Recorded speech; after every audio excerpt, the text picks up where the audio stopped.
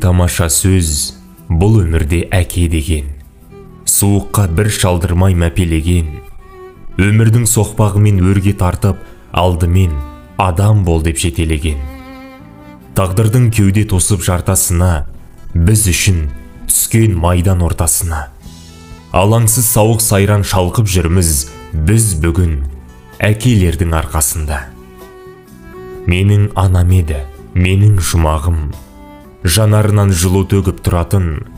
Қайран анам бұл өмірден өткелі, болды жүрек сағынышқа тұнатын. Алла алды, өзі берген жандарын, тілейміз біз жұмақтан орын болғанын.